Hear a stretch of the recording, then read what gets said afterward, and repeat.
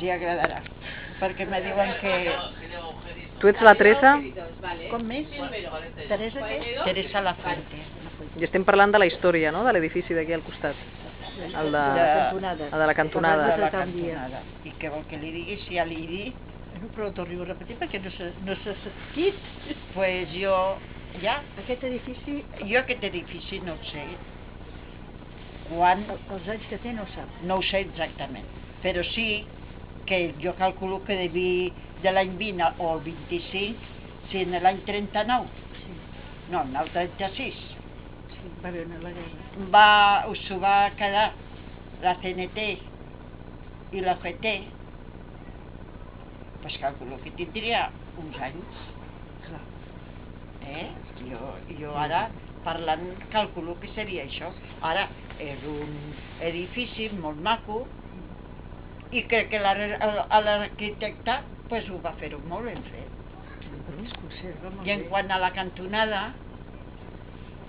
sí que és veritat que havia poc terreny per edificar, però també els arquitectes pues, van saber-ho fer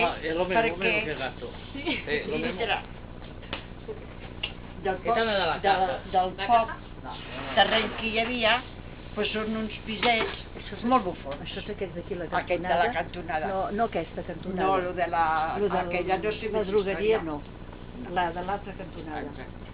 Jo no sé, la drogueria, la història, només li dic per lo que jo he viscut, de que ho he vist, que no sé. Vostè l'ha vist sempre, la drogueria. Tota la vida. Jo vaig deixar el 27.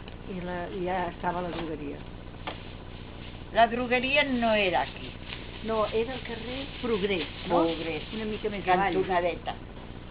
Aquí la drogueria se la van quedar, van passar els anteriors amb aquest... Casimiro. Li han dit bé, li han dit Casimiro exacte. i el I Paco. llavors aquella fetge, pues ja li van passar amb els que estan ara, que ja fan els... ¿Lente?